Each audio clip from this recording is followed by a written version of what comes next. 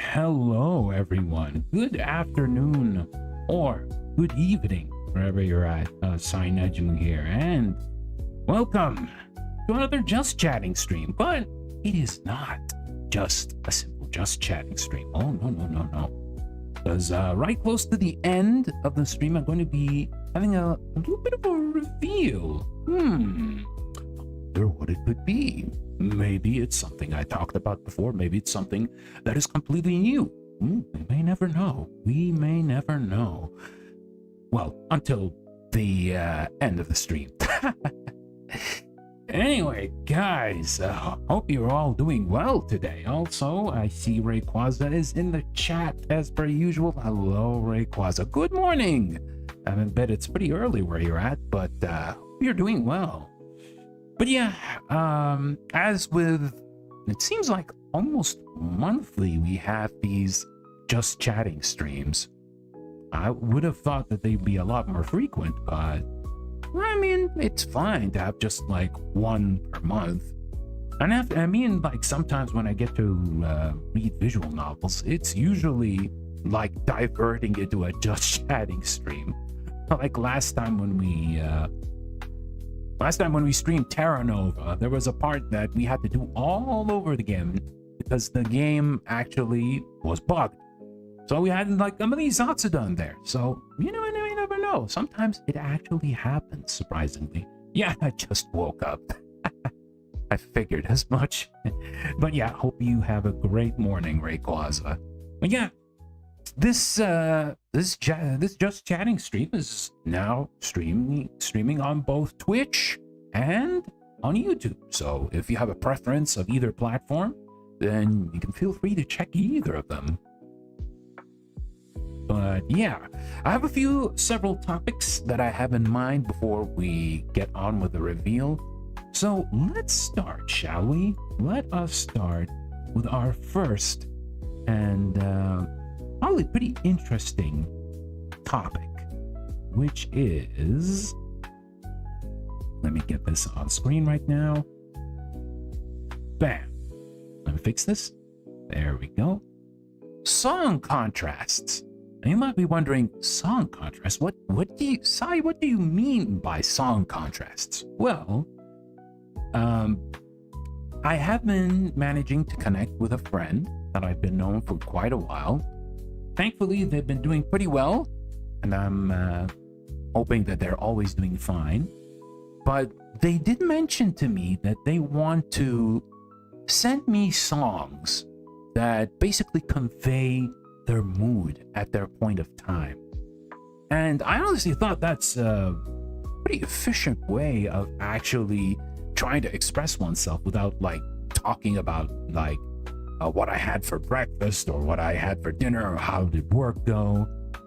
And the interesting thing is, like, my friend has been posting a lot of songs that have a degree of contrast with each other. What do I mean by that?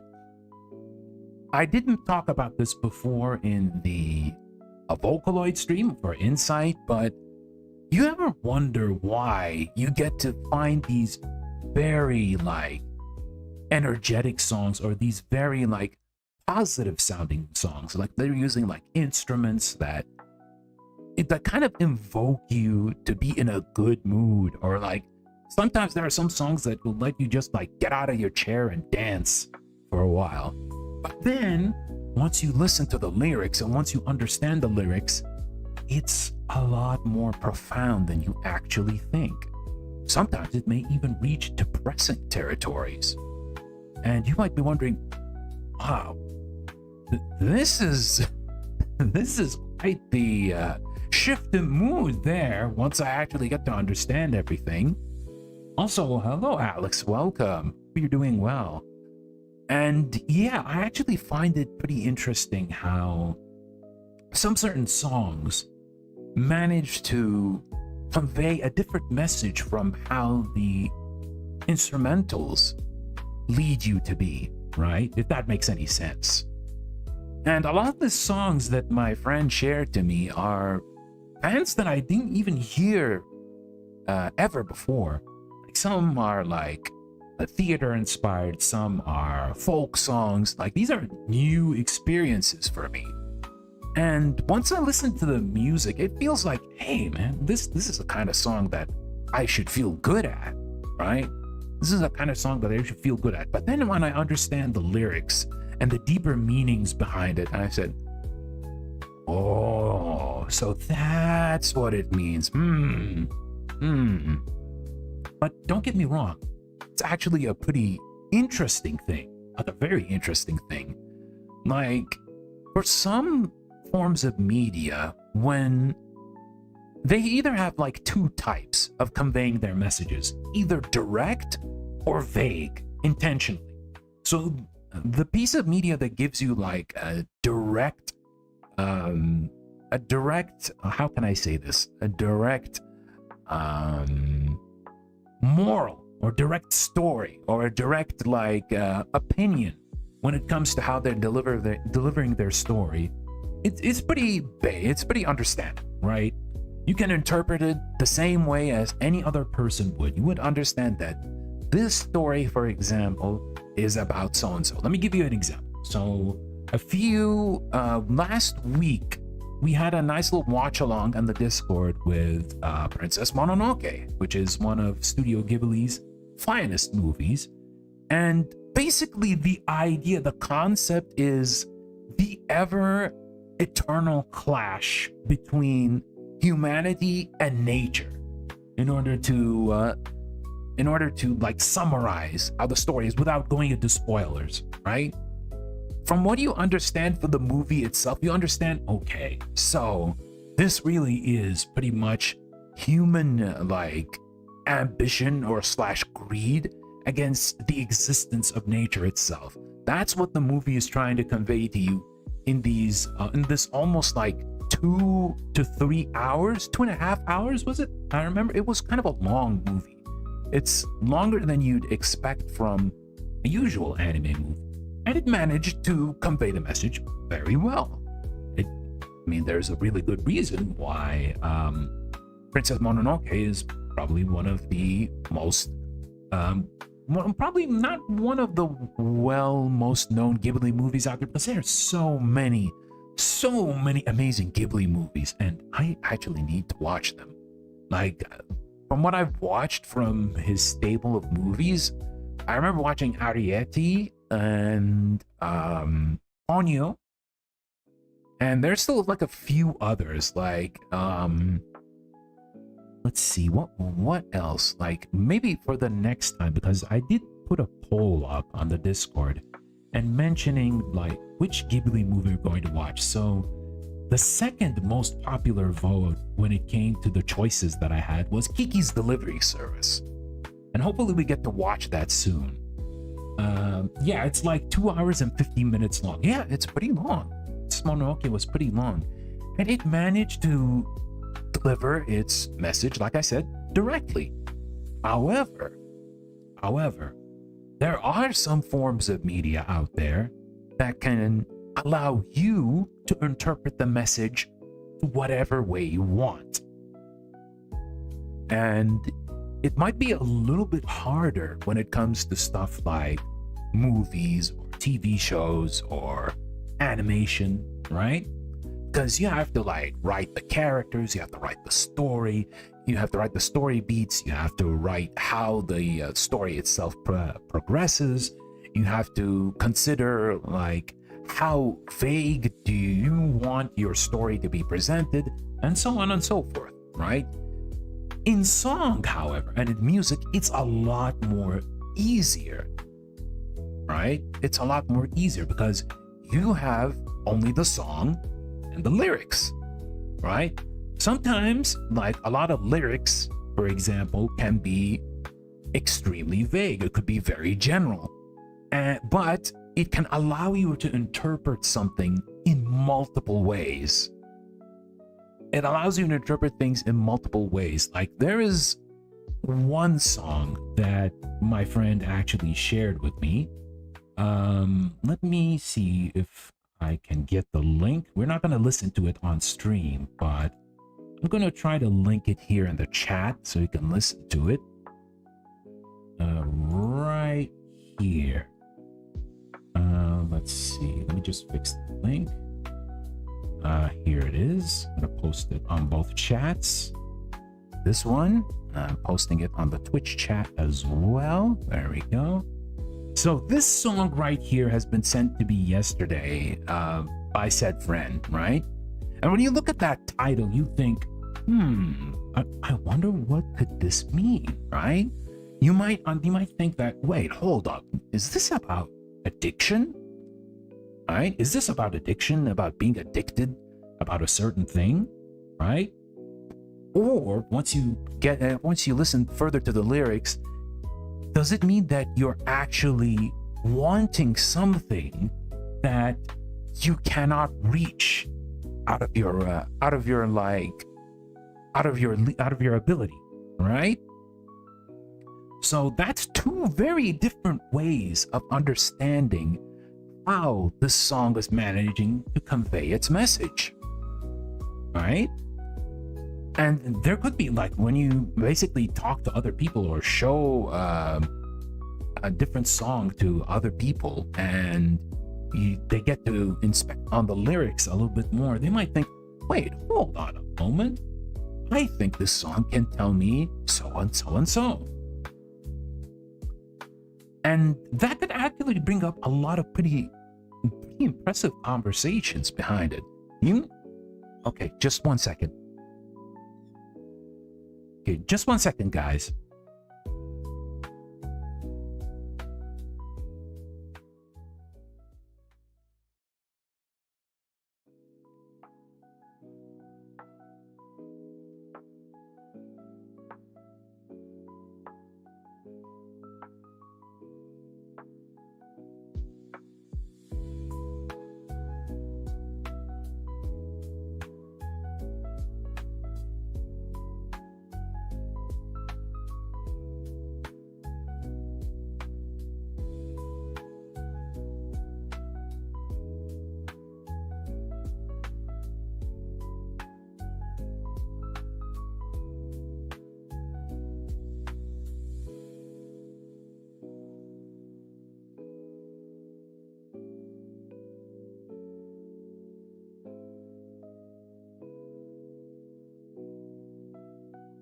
Yeah, sorry for that, guys. I was just talking to the family for a little bit. They needed a little thing, and I managed to resolve the issue. But anyway, back to the topic at hand, about music and about songs, right?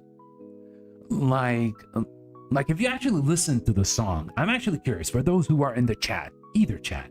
When you listen to this song and when you like look at the lyrics, you can search up the lyrics on Google. What do you think this song conveys to you as a person? What do you think this song can present to you, in your opinion? I'm honestly curious.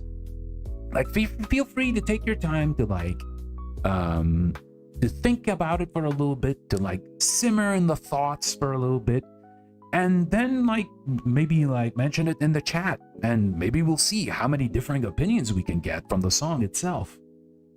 But yeah, it's honestly kind of interesting, right? It's kind of interesting how people, especially like lyricists, right?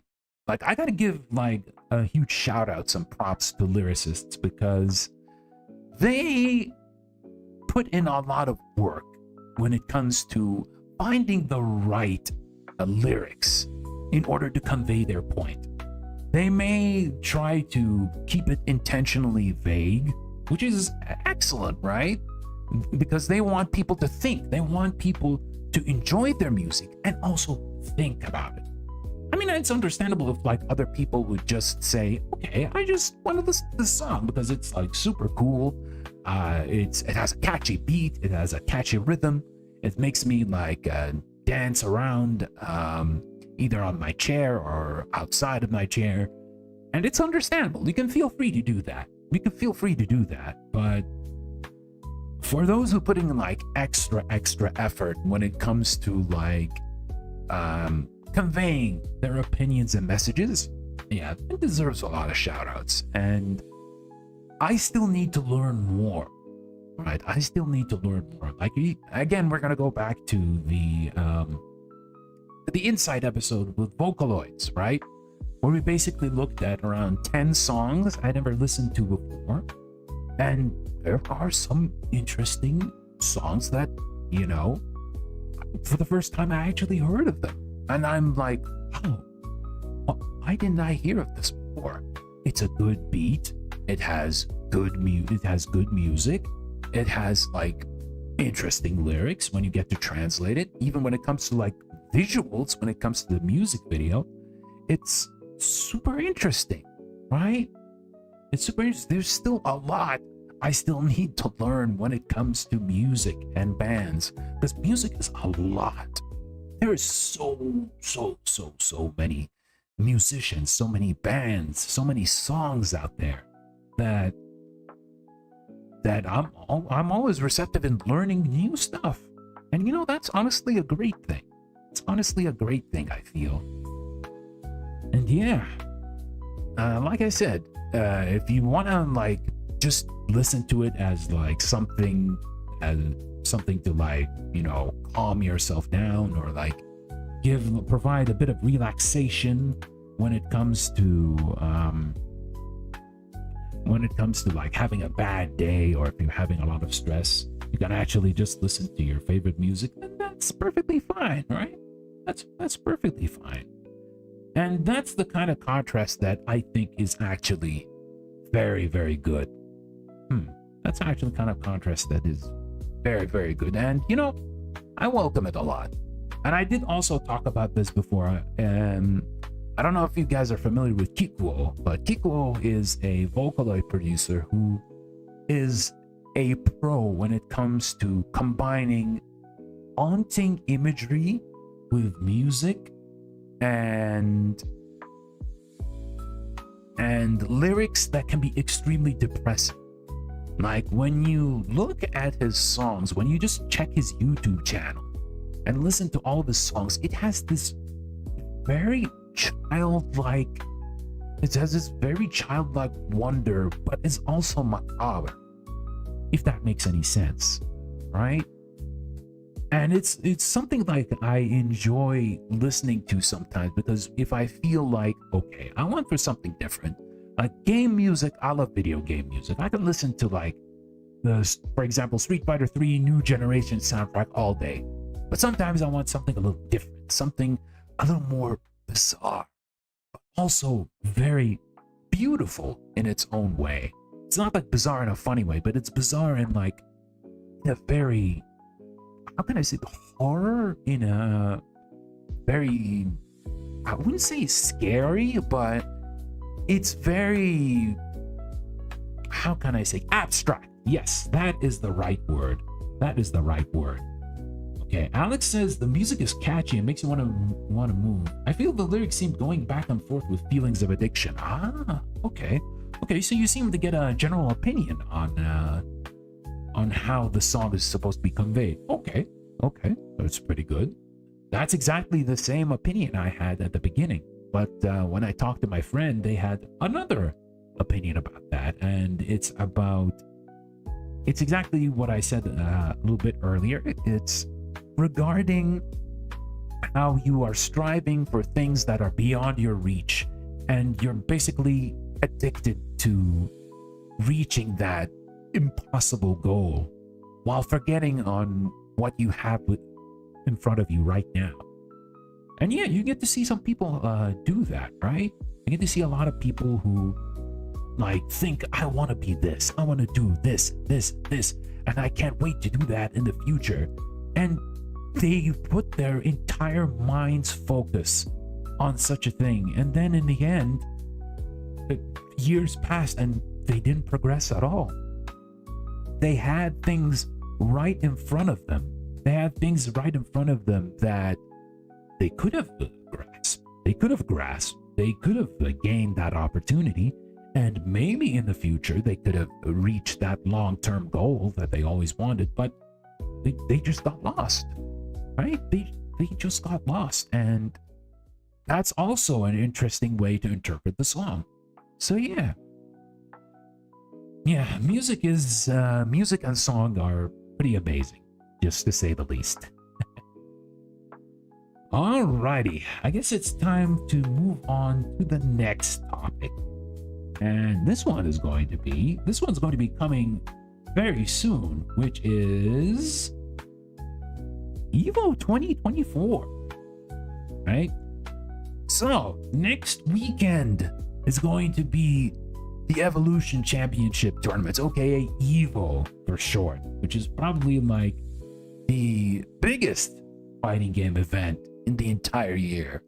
And there are some interesting things that have been teased so far.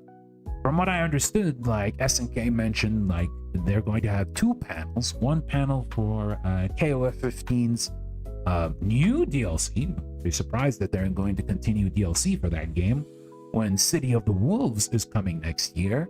And speaking of City of the Wolves, it's coming also next year, and it'll have another panel for it too. Oh, hey, stranger, I'm doing pretty well. We're just doing a little bit of chit chat. We're talking about we talked about songs earlier, and now we're going to talk about Evolution 2024, which is the biggest fighting game tournament in the world that happens every year. We got the lineup yet? Yes, we did actually. And we're going to talk about it in a bit, but yeah, the Evo lineup is already been confirmed with the number of entrants that are going to show up this coming weekend. And unsurprisingly, we have Street Fighter 6 at the top of the number of entrants, right? Not too surprising. Last year, it was like the highest number of entrants, and unsurprisingly, this year, it has a lot of entrants as well. Yeah, so it's around 5,265 competitors. Like, whoa. That is a lot of people, and that will take a long time in order to run the pools, understandably. Did you join Monster Hunter? Yes, I had a lot of fun with Mon Hunt, and I can't wait to hunt again with Kirby, Andrew, and Zen. Hopefully we'll do that soon. If not on stream, we'll do that off stream. But we will stream more Mon Hunt in the future, because I had a lot of fun with Mon Hunt. So rest assured, it's very likely you're going to see more of it in the channel in the future, if you enjoy Mon Hunt. But yeah, and then after that we had Tekken 8, of course, but unsurprisingly, it has a good amount of numbers, around over 4,646 players. Good. Then we have like Strive with 2K number of players, and then Granblue versus Rising at 4th, and then Third Strike at 5th. I am honestly surprised and also not surprised, because you know everyone loves Street Fighter 3 Third Strike. like when people were when the lineup was announced, people were hyped to see the game back. Even if it's not the most balanced Street Fighter, it is a very excellent game though. And we already have people like on Twitter just memeing, okay, so top 8 is going to be like 4 Chun-Lis, 3 Yuns, and 1 Ken, for example. Who knows? Maybe it might actually happen. Maybe we might get even like 5 Chun-Lis maybe. For those of you who are not familiar, Chun-Li, Yun, and Ken are like the 3 strongest characters in Street Fighter 3 Third Strike. So yeah, it's understandable why a lot of people play them. It was a surprise to see Monster Hunter because I suggested to you a few days ago. Yeah, so about Mon Hun, we're going to talk about Mon Hun in a little bit because I do want to talk about the collabs that happened the past few days. But yeah, there is a little bit of an interesting story about finally picking up Mon Hun. But yeah, I was surprised about it too. You had something announced, right? Did you already do it? No, not yet. Not yet. It's at the end of the stream. So yeah, we're still chatting. We're still yapping for a little bit. I'm gonna yap for a while, and then we're gonna do the reveal soon. But yeah, back to the topic at hand. Third Strike at 5th, which is pretty nice. And then we have Under Night, which has around 785 players. Not bad, not bad. Now here's the most surprising thing. Here is the most surprising thing. Mortal Kombat 1 is at 7th at 645 players. And that game came out like it didn't even like break a year, right? No Marvel? Yeah, no new Marvel game yet. I mean, last year they had Ultimate Marvel 3, and this year they did announce the collection, but maybe at EVO we'll get the collection date. I can't wait. Dude, I cannot wait for Marvel vs. Capcom collection. I can't wait for it so much that I want to buy the physical version on the Switch alongside buying the digital version for the Switch and the Steam version of the game. Yeah, this is like the first time I actually get to triple dip, but that is how much I want Marvel to happen and to continue. So I'm not sure if you are familiar with the happenings of Ollie's community, but there was this fan how can I say this? There is this fan event. How can I say this? It's called Zonabata, right? Which is a combination of both zombie and Tanabata. And Tanabata itself is known as the Fireworks Festival, and it's a well-known festival that happens in summer in Japan. And one of the things that usually happens in Tanabata is people write messages on paper and they try to hang it on like a tree or somewhere, like on a wall, and they write their most beloved wishes that they want to happen. So in this fan event that we managed to post on Twitter, one of my wishes is I hope that Marvel vs. Capcom 4 is announced sometime this decade. See, like, I had like 3 other wishes as well, but that is how much I am so dedicated in having this game exist, that I use a hashtag by a community that everyone is using. Like, I wish for everyone to have great health. I wish everyone in the community like loves each other and talk to each other. I also said that too, but I had in one of the papers, I said, please, Marvel vs. Capcom 4, please let it happen. And then it got everyone laughing. I said, man, this guy decided to write his Zonabata wish in wishing for Marvel vs. Capcom 4. And some like said, I respect that. Hey, what can I say? I love Marvel. What can I say? I love Marvel. Even though I'm like Garbo at it, I love me some Marvel. There's a lot to love. Like, it's not just because, oh, it has Marvel characters and it has Capcom characters. but you know, the gameplay, like the creativity in the movesets. Like, even before something like Smash Brothers gave us someone like Captain Falcon and Fox McCloud, right? Because they used to be in one is in a racing game and the other is in a shooter, right? They were never like playable in action form, like you can control them, right? Before that, Jin Saotome from Cyberbots was the first character to be like having a pilot who actually gets to be a playable character. And they were super creative with him. That's just like one example. And yeah, it's just fun. It's just fun. It's just fun to play. It's just fun to watch. It's just fun to experience the hype that comes from the franchise, even if it's like a complete broken mess. But like I said before, I love me some broken stuff. I like me some crazy stuff, even though I can't do some of the crazy stuff, but it's something that I actually appreciate as well. Switch is not available in my country. Oh, really? Huh? Switch is not available in your country? That's honestly surprising.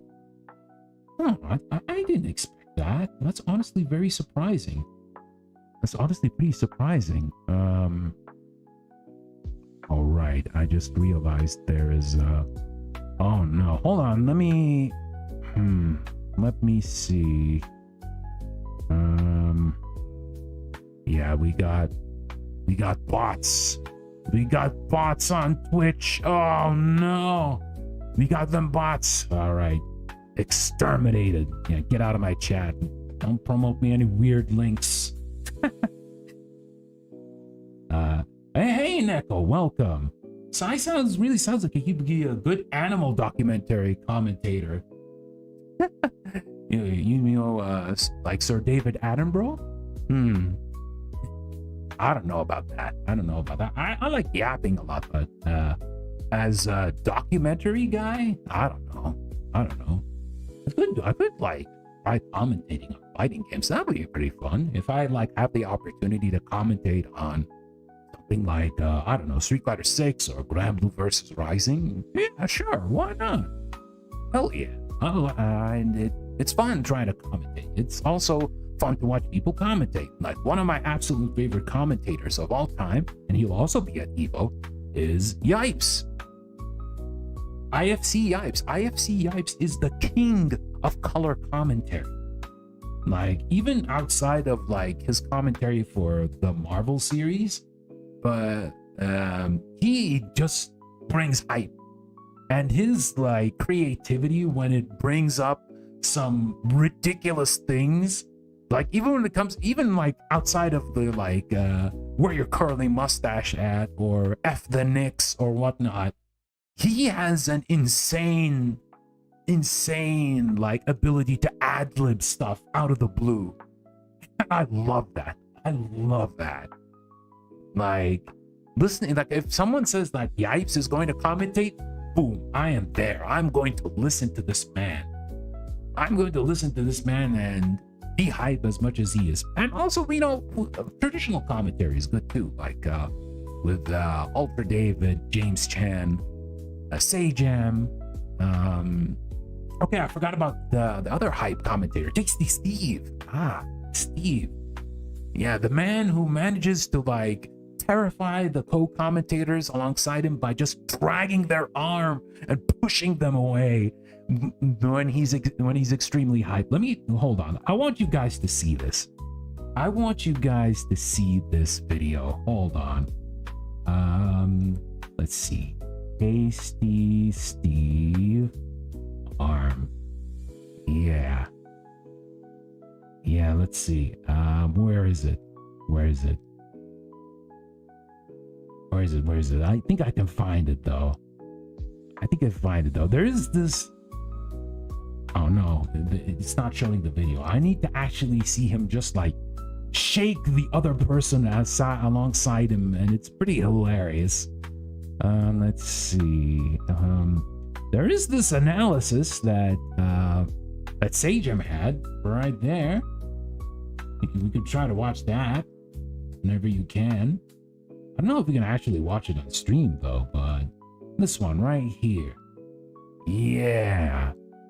I don't know. Maybe you can try watching it, but I don't know. I don't want to risk it because I'm streaming on YouTube as well. Maybe if I'm doing it on Twitch, then Twitch alone, then maybe it would have been fine. But yeah. I won't risk it. But regardless, feel free to watch that later and you'll understand why Tasty Steve is also hype. But yeah, with that said, we'll go back to Mortal Kombat 1. So Mortal Kombat 1, you know, everyone knows Mortal Kombat, right? Mortal Kombat is like a million seller. Even if it's like the worst Mortal Kombat, like a lot of people didn't like MK11 in terms of gameplay, especially competitive players, but it was still liked by public and it sold very well. MK1 also sold very well. But for some reason, even though the game hasn't been out for a whole year, its competitive scene is kind of in a rough spot, right? So when you compare something like Street Fighter 6, which is 5,000 people, which is also like in the public eyes, Mortal Kombat and Street Fighter are almost equal to each other in the West at least. And then you see MK1 with like 600 people. It's like, what went wrong, NRS? What went wrong? I mean, I played MK1 before and I honestly like it, right? It's fun. I like the cameo system. They could have done a lot more with the cameo system.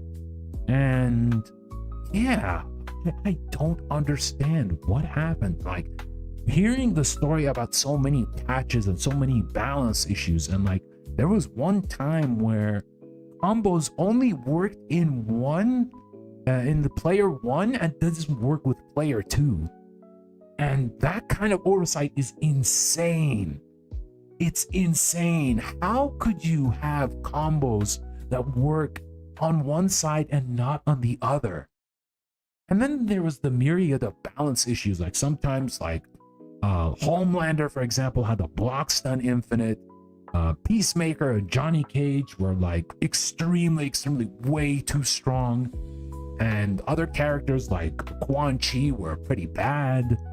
And yeah, I don't know, man. I feel kind of bad for NRS, honestly, because I'm pretty sure that like Warner Brothers is telling them to put the game out on a certain deadline in order to fit their financials. But yeah, yes, MK, how to get demonetized on YouTube. yeah, that's kind of a thing. Unfortunately. Yeah, I was like, in my earlier days of streaming, I was considering playing MK1 on stream, but I thought, no, my channel was just like, I just got it active. Why the hell would I want YouTube to just like clamp down on my YouTube channel and tell me, no, you shouldn't show this? Like, there's even like some videos of like replays of Mortal Kombat tournaments where they get to like grayscale the brutalities and fatalities if they actually happen, or they maybe even cut it out entirely. But yeah, it's a pretty rough situation for MK1. I don't know if they're going to like turn it around with year 2, but hopefully they would, because there is a sign of a fun game in there. So when I played MK1 for a while, I played like Raiden and Baraka, not because they're top tier or anything, but they were actually pretty fun characters, and Reptile as well. And like the cameo system is pretty interesting. There were some pretty good cameos and there were not so good cameos. And the way that they were trying to balance both the cameos and the characters is, well, not the best.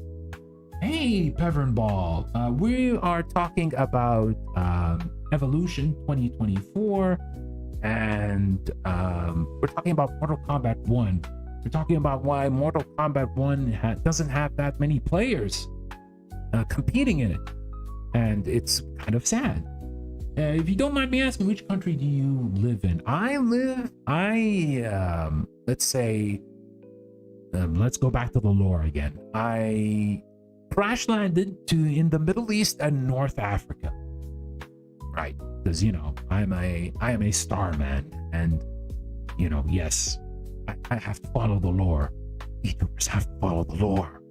It's in the code. It's in the code, guys. I have to follow the lore. I don't have to be like realistic and tell my exact location, right? Right? Yeah, we got to be so secretive, because we don't want people to like, oh my god, this guy is from this country. Oh no. No, I'm just joking. Like, there are a lot of people who say where they're originally from, but yeah, to say the least, yeah, Middle East, North Africa, technically. Yeah, pretty much. But yeah, after we talked about Mortal Kombat 1, there's like KOF 15 at the end with like 375 players, which is, I mean, it's fine. It could be better. It could be better for SNK. It could be better, but maybe the extra year of DLC would probably give it a bit of a boost next time. But I'm pretty sure like SNK is going to focus on City of the Wolves, and I'm pretty excited about City of the Wolves, honestly. I thought you are from Europe because of your streaming time. Well, technically, we are close to Europe. There is a reason why EMEA as an acronym exists. So, Europe, Middle East, and Africa. So, we're like, there are some like companies, like gaming companies, who have like an EMEA branch, right? And because it covers like Europe, Middle East, and Africa. But me as myself, technically I am more MENA, which is Middle East, North Africa. Technically, right? But yeah, I'm pretty much the closest to Europe. Like, even when you talk to Alex, for example, Alex and I have the exact same time, and he's in Greece. So yeah, I do share time zones with some countries in Europe. So you're not too far off, Rayquaza. You're not too far off. Yeah, so back to the topic at hand. Yeah, so I'm pretty much expecting like they're going to announce the new characters for City of the Wolves. Very excited about that. Yeah, pretty excited about City of the Wolves. And probably gonna reveal Terry for Street Fighter 6. They're definitely gonna tease Terry, or they're gonna show Terry in Street Fighter 6. And it's still amazing how in season 2 of Street Fighter 6 we're finally getting Capcom versus SNK. I'm honestly surprised. I'm pretty excited on what the Street Fighter 6 team is going to do with Terry from Smash Ultimate. I mean Fatal Fury. Yes, Terry from Fatal Fury. Tekken 8 maybe, because a few days ago we did talk about Lydia, who is going to be as DLC at the end of the month. There may be a chance I may give Lydia a try on stream, because I never played her in Tekken 7, and she seems kind of cool, right? You have like this Polish prime minister who's very good at karate. She's a very honorable karateka, to say the least. But yeah, I'm definitely looking forward to it. Definitely, maybe looking forward to trying her out. We'll have to wait and see. True, but Smash Brothers did it first. Oh, well, hold on. Before Smash Brothers, Ryu and Terry and Ken and Terry did fight against each other in Capcom versus SNK and SNK versus Capcom, either Match of the Millennium or Chaos. But the reunion after all these years happened in Smash Brothers.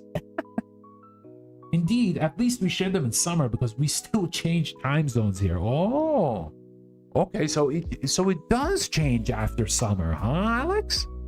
I see. I didn't know that. But I guess, yeah, daylight saving is still a thing, unfortunately.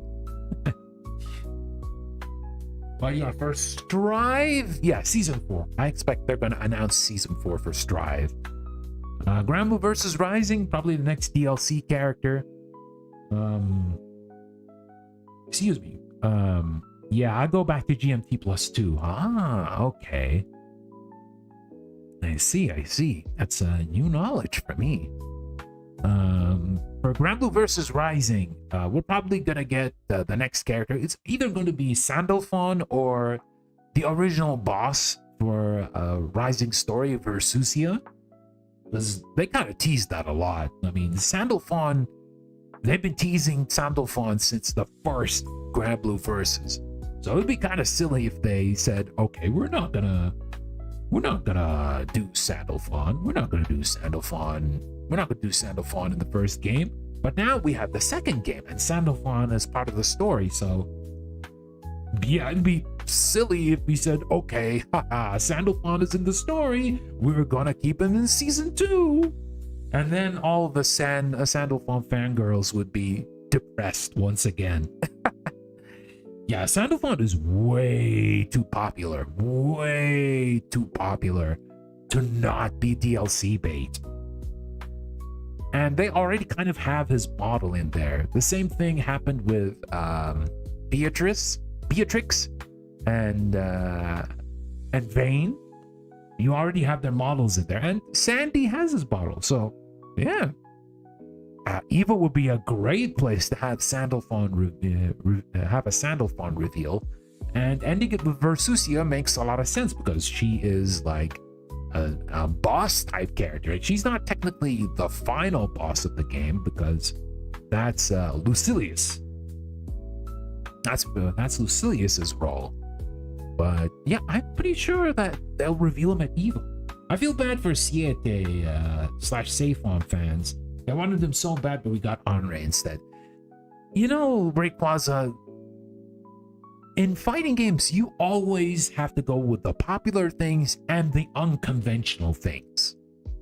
That is how you make a fighting game interesting, right? That is how, if you just pick only popular characters, it's boring. I'm gonna say that. It's going to be boring. It's going to be honestly boring. And you manage to lose a certain amount of creativity when it comes to getting that obscure character in your game, right? Let me give you a good example. Let's go back to Marvel again. Does anyone know, or did anyone know who the hell Shuma Gorath is? No one knows who Shuma Gorath is. He's some obscure, like, eldritch entity that showed up in Doctor Strange comics. He's no Dormammu. He's no what was his name again? His name is Baron something? Let me check his name. Doctor Strange villains, right? Is it Baron Mordo? I think yes, Baron Mordo. Yes. It's Baron Mordo. Yes, Baron Mordo is another antagonist that is well known in Doctor Strange. In Doctor Strange comics, but they chose Shuma Gorath, right? Bro, I was so hyped when he showed up in Multiverse of Madness. Yeah, I was honestly surprised that, oh my god, they remembered Shuma. Tom isn't the only one who remembers Shuma. They did include him, even though he's just like a big tentacle monster. But yeah, it's great to see Shuma in like the MCU in some form or some shape. It might be mean, but any type of media needs background characters for flavor so that the main characters could shine. Yeah, that is true. That is true. That is kind of true, to say the least. But in fighting games strive on having a variety when it comes to play styles, right? That is the beauty of fighting games. There are so many styles that you can pick. There are so many play styles that you could pick that that they can be conventional or unconventional. Like you have like the zoners who just like fire away with projectiles from far away from the screen. the rushdown characters who just rush in and pressure you all day and night. You have what's it called? You have grapplers. I love me some grapplers. I did talk about grapplers in Insight before. And like a lot of variety when it comes to characters. Did they nerf him? I assume he was supposed to be way more OP.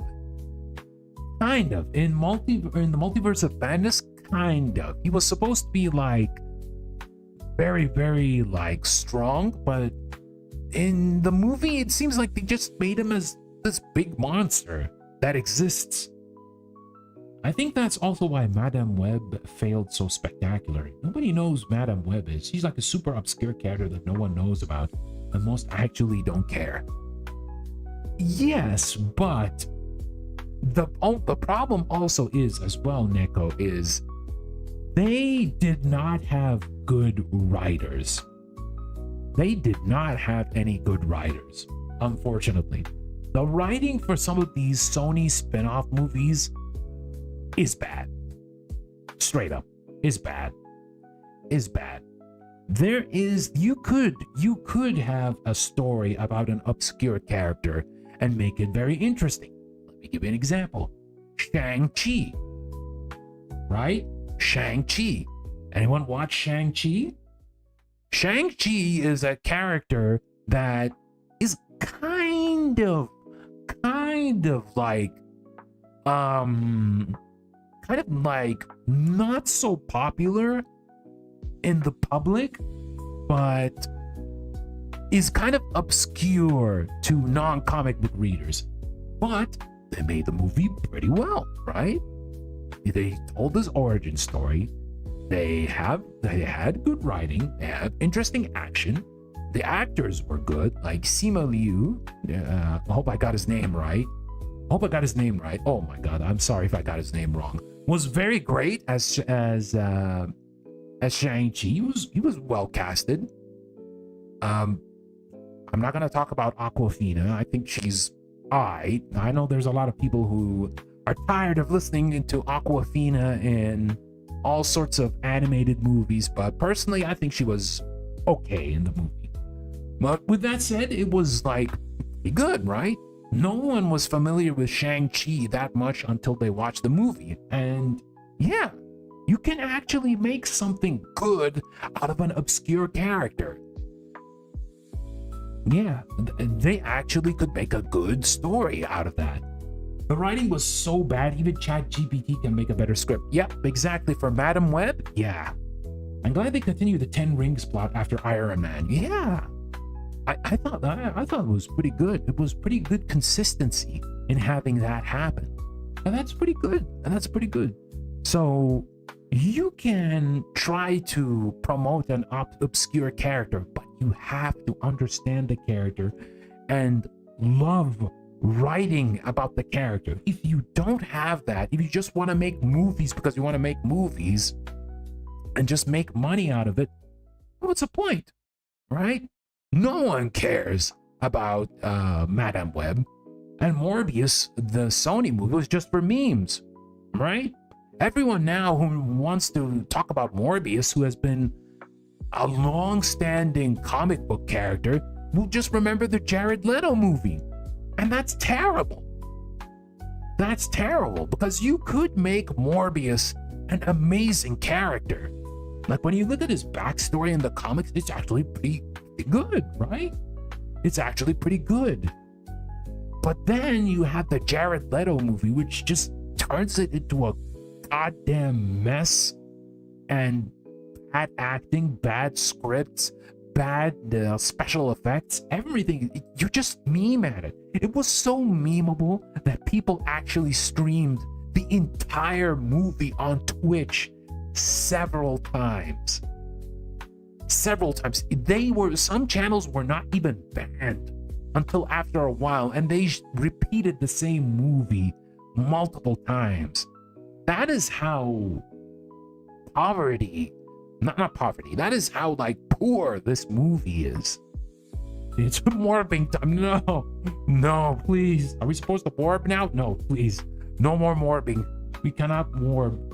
Isn't Madame Web in the same studio that's Morbius? Yes, Alex, exactly. It is. It is. It's Sony. It's Sony. And you know, it's wild. It's wild that they're doing these. This is the same company that had these very subpar movies, yet they also have an animation department which gave us some of the most awesome Spider-Man animated movies out there. Right? So, like, the Spider-Verse series is excellent. Is excellent. I know, like in like the last two, the second and the third movie are going to have a lot of Spider-Man, and which is understandable, right? Because it is the Spider-Verse. But there is a lot of love and care put into the Spider-Verse movies, and yeah, they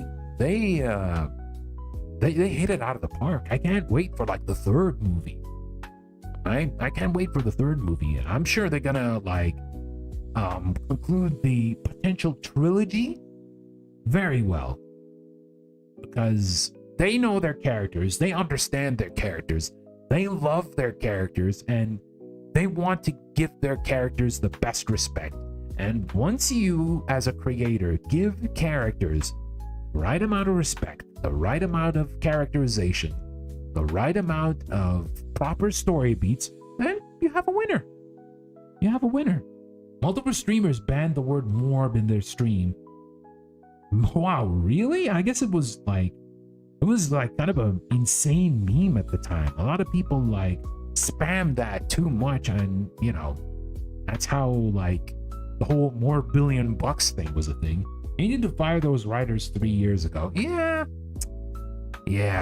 I mean, that's kind of a problem with Hollywood. It's either crunch or either writers who have no idea on how to portray their characters, especially when it comes to adaptations. So we have actually finished talking about Evo right now. So let's talk a little bit about adaptations. Yeah?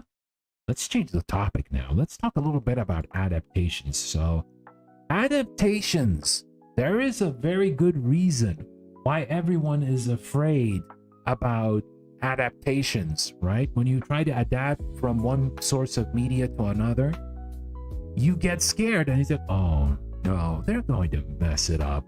Because most of the time, the writers and the creators and the studio execs have no idea what the property is. They just have like a summary of what the summary of what the series is or what the character is, and they just mess it up easily. Man, I miss Magni and the Mag in Time hashtag. Yeah, I miss Dez, and I miss Gramps Vesper too. But you know, they're in a better place now, so more power to them. They're doing their own thing. They're still great. They're still doing great, and I wish them nothing but the best. And they're still, you know, doing their own thing, and they're entertaining. What's your top 5 worst and best adaptations?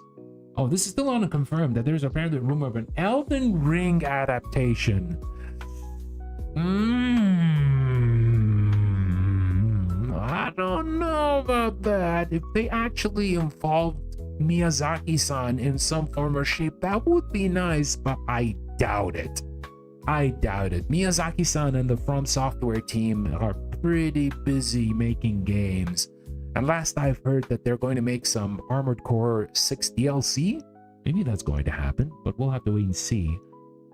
One Piece live action was so good because the creator was tightly involved. Yes, Eiichiro Oda sensei was there in the set, and he handpicked the actors who are going to play their corresponding characters. And yeah, I could easily put it in my top 5, right? For those of you who don't know, I love One Piece. I love One Piece a lot. I read the manga for the longest time, and I've watched the anime, even watching it to this day, even with the filler. Sometimes with the filler I try to skip it, but I do watch the anime, even though people say, oh no, the anime, the pacing is so bad, the pacing is hard. Listen, I understand. I understand if you prefer reading the manga, and I know that reading the manga is faster, but me, I like seeing the animation, and I love hearing the voice acting. I like that. Even like sometimes the animation feels a bit weird, but Toei, these past few years, have been putting in work for the most important scenes. Like in Wano, when it comes to the fights between Luffy and Kaido, and currently in the Egghead arc, very recently with Luffy versus Rob Lucci, for example, these were spectacles. Like even when it comes to like animating, I don't know if it's spoilers for you guys if you care or not, but Gear 5 Luffy, right? When he becomes like it becomes this cartoonish character who has toon physics and influences the area around him with his own toon physics. That was a marvel to watch. Honestly, that was like, wow, beautiful. I think Miyazaki said that he's done with Elden Ring, and honestly, I can't blame him. It's a complete game, and the man knows how to close. Yeah, pretty much. The Elden Ring DLC, from what I've seen, yeah, it's pretty much clear cut that they're done with the game. Understandable. And they did an amazing job, even though I'll probably not play Elden Ring anytime soon because skill issue. I know myself. I know my limits. I have skill issue when it comes to Soulsborne games, so apologies for that. Time for Elden Ring 2. Maybe. Who knows? Who knows? Or Dark Souls 4. Who knows? But yeah, like I was saying, that's Maidenless. Oh, Neko. Damn, that hurts. That hurts. That hurts. That hurts, but you know, I'll take the L. But here's the thing though, I do love watching people play Soulsborne games, and technically we can add in Sekiro and Lies of P as well. I do enjoy watching it though, but playing it, I don't know. Who knows? Maybe things may change in the future, right? I did say that about Monster Hunter. Remember, guys, don't take my word for it. I remember I said the exact same thing about Monster Hunter. I said, man, Mon Hunt isn't for me. It's just like too complicated for me, right? And look at me now. A few days ago, I just played Mon Hunt with Kirby, Andrew, and Zen. So don't take my word for it. Maybe one day we'll be you may see a Lies of P stream, for example, or I don't know, Dark Souls 3 or Elden Ring. Who knows?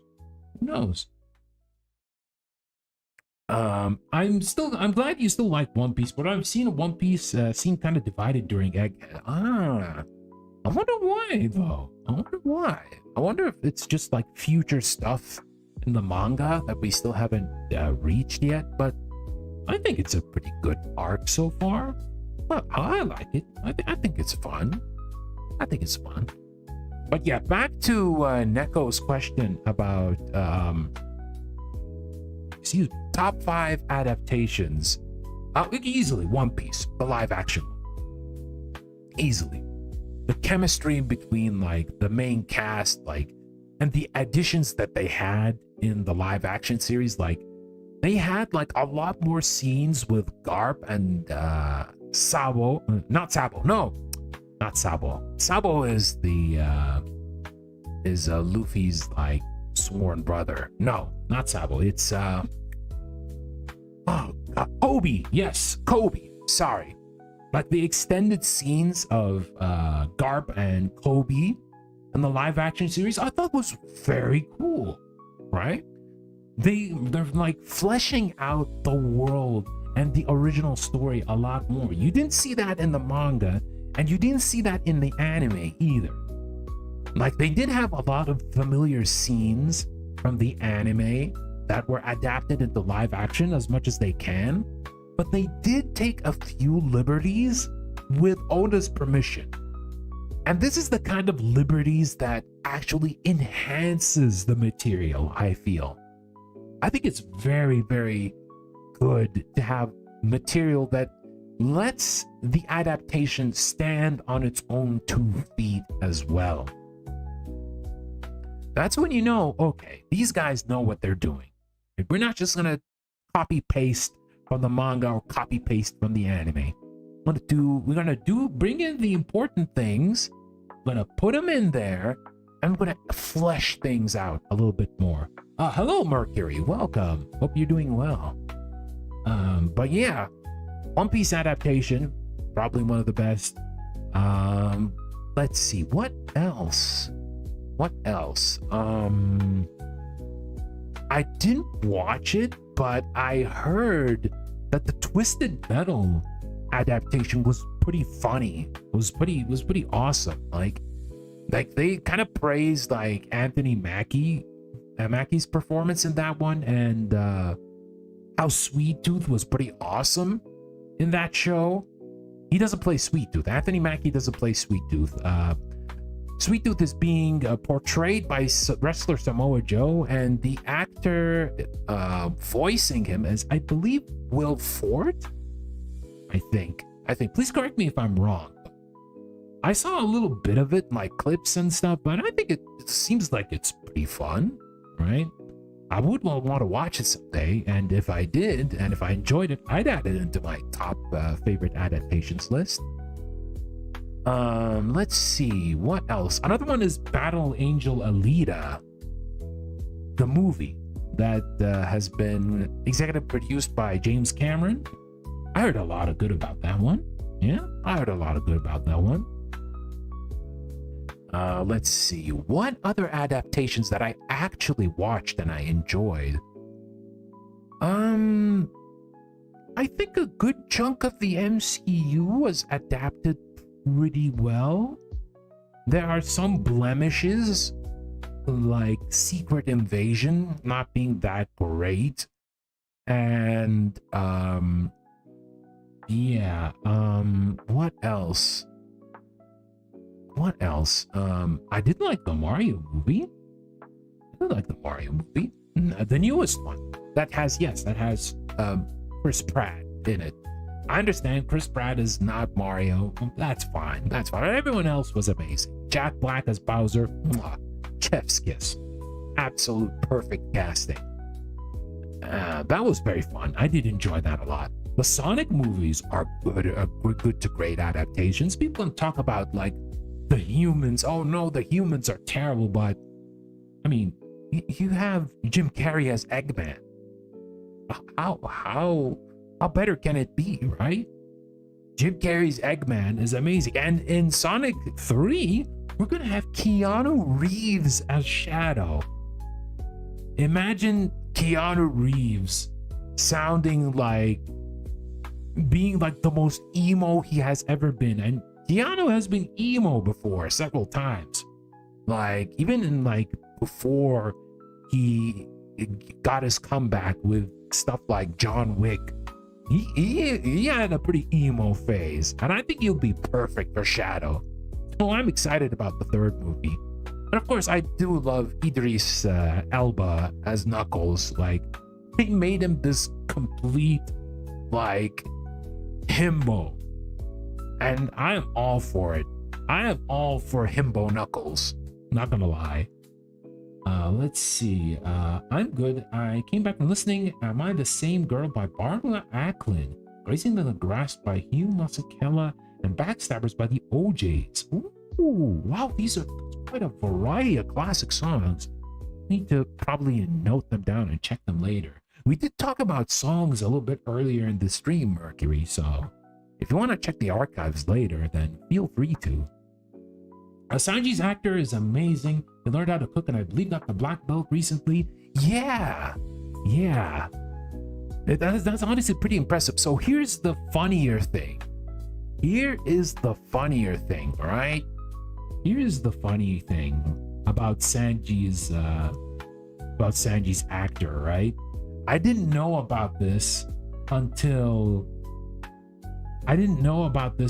like later in after like One Piece came out, right? And he is of mixed heritage. He is of mixed heritage, like big mixed heritage, and he was not just like British. He's also Spanish. He also did the Spanish dub or the show on Netflix, but he also has like an Arab father as well. He is apparently of Sierra Leonean Lebanese origin, and his father is like a full-blooded Arab, which is, wow, pretty cool. Pretty cool, right? You have this person who is just like covers the entirety of the EMEA region. That's pretty cool. That's pretty cool. And Taz is kind of like his nickname. His actual name is Tarek, which I was surprised. Whoa, okay. So that's pretty cool. I like that. It's like, even when it comes to the cast itself for the One Piece live action, it's pretty cool. They got like not like big celebrity names. They got like a good number of actors who love One Piece, and they like portray the characters perfectly. No worries, but I have no interest in movies. Oh, okay, that's understandable. Movies aren't for everyone, but that's understandable. Let's see other adaptations that I enjoyed.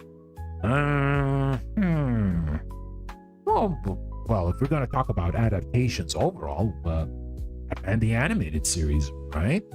That's a TV series, but that's probably one of the better adaptations from comics to animation that I've seen. I still stand by it. I hope Batman Caped Crusader, which had a trailer released of it pretty recently, turns out to be pretty well. Its animation probably isn't, it's serviceable, right? It's not going to be like super smooth animation, but like the character designs are pretty great, I feel, when it comes to the characters. But I hope like the writing also turns out to be pretty well. Like having a Batman focused on the 60s, like in like a noir, a detective noir kind of visual is pretty nice. Okay, I think I did say some of the best. Okay, now let's talk about the worst. Number one, the live action American Death Note. Willem Dafoe cannot save this pile of manure, to say the least. We had so many good Death Note movies, Japanese Death Note movies, but the American adaptation for Netflix was just, oh my god. Oh, it's just horrid. It's just horrid. Like even as a protagonist, Light, or however they named him, I don't remember. I don't even care to remember. Was just, oh man, it's just awful. I really hate it. I really hate that movie because it was just mind-numbingly boring. It wasn't even exciting. And even Willem Dafoe barely did anything in that movie, and he was Ryuk. And he would have made an amazing Ryuk. He would have been an amazing Ryuk because, you know, Willem Dafoe, amazing actor, right? He's great. Everyone loves Willem Dafoe. He's an awesome actor. But he was underutilized in a bad movie. Invisible Pain. Oh, I am Invisible Pain when I remember this turd of a movie. Oh my god. And then we have oh boy, I didn't watch that one, but I think I kind of did. I don't remember, but the Monster Hunter movie with Mila Jovovich. Did I get her name right? I don't know. it was just Monster Hunter in name, and you have to have like, you know, American military people isekai'd into the Monster Hunter world, and they get to find a hunter, and oh hey, Rathalos is there. Ooh.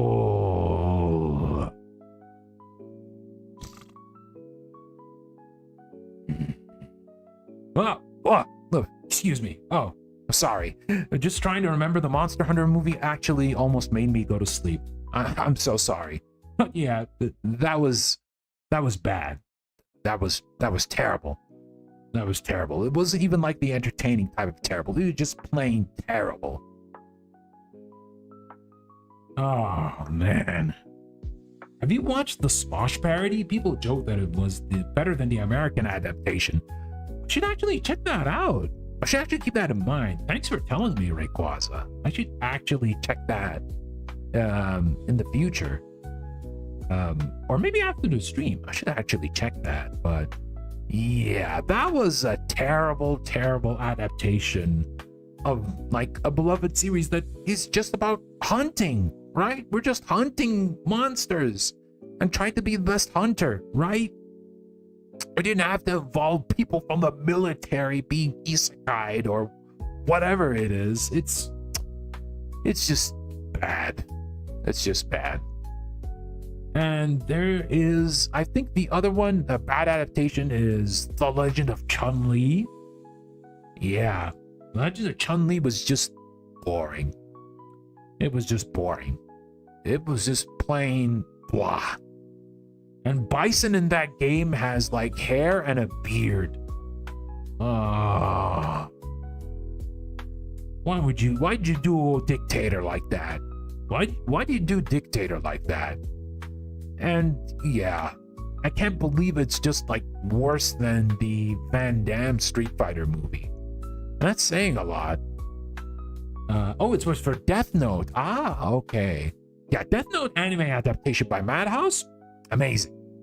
Amazing. There is a good reason why the ending scene for Death Note is memed so much in like Japanese websites like Nico Video because of Mamoru Miyano's performance. Like Mamoru Miyano is an amazing seiyuu, right? Mamoru Miyano is an amazing seiyuu, but he really hammed it up for that final scene in Death Note, and yeah, I love it. I love it. The insane breakdown and how the animation animated his entire breakdown was just beautiful. Beautiful. No wonder it was a meme and still a meme to this day. Okay, so what other terrible adaptations that I could add to the list? The King of Fighters movie, yeah, it's just terrible. It's just plain terrible. Don't watch it, please. Even if like Ray Park is like an awesome martial artist and he doesn't look anything like Rugal, or none of the other characters look like any of the other KOF characters, but yeah, it's bad. It's just plain bad. Okay, so what else? What else are we going to talk about as bad adaptations? Let's see. Oh, hey, Lindsay Ho. I'll take a potato chip and eat it. Yes. Like the dramatic animation when it came to that scene is like amazing. I love it.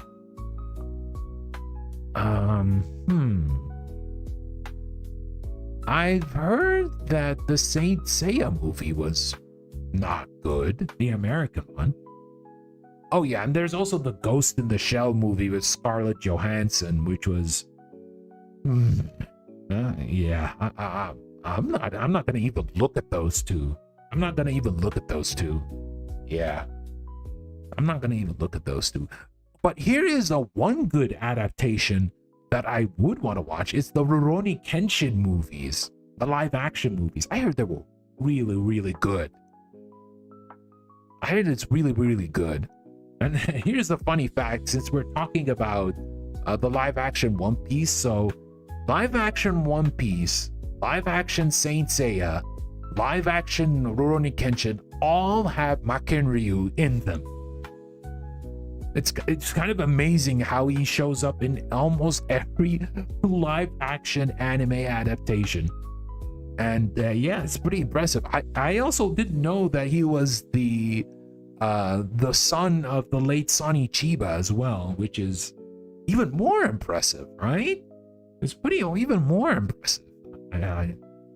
I guess the boy loves his anime. Oh right, Makenryu is also in that Full Metal Alchemist Scar movie as well. I didn't watch that yet, but I don't know if it's good or not. Oh my God, Dragon Ball Evolution. Oh, Dragon Ball Evolution. Okay, that definitely deserves to be in the list. Oh no. Dragon Ball Evolution. Oh, that was so putrid. Oh my God. Dragon Ball Evolution was just... No, that's not how you even portray the original Dragon Ball. It's just... what can I say? I think Chow Yun-Fat was in it as Grandpa Gohan. No, it's not Chow Yun-Fat. It's someone else. It's not Chow Yun-Fat. Let me check. It's someone else. It's another famous martial artist. Dragon Ball Evolution actors. Who is it? It is Chow Yun-Fat. Okay, I'm correct. Okay, it is Chow Yun-Fat. And Chow Yun-Fat is... let me see. Chow Yun-Fat is actually Master Roshi, not Grandpa Gohan. It's not Grandpa Gohan. He's Master Roshi in that movie. What a waste of a good martial artist. What a waste. But at the very least, one actor, James Marsters, at least like came back in Dragon Ball in some form or shape. He is the English voice of Zamasu and Fuse Zamasu as well. He is under like a different pseudonym because he is because it's contracts and stuff. But yeah, he voices the Zamasu in English, and I think that's a pretty good conclusion when it comes to this Dragon Ball Evolution arc. Hopefully we'll never get back to it ever again. Oh man, Dragon Ball Evolution. What a movie. Like I said earlier, when it comes to adaptations, you have to love the show that you're adapting, or else you are basically doing it for the cash. You don't care about anything else. Just care about the money, and you don't care about the property. And of course, when you do that, it will fail in the box office. How many times we have to tell you, old men and Hollywood, that you have to give love and care to whatever you're going to adapt?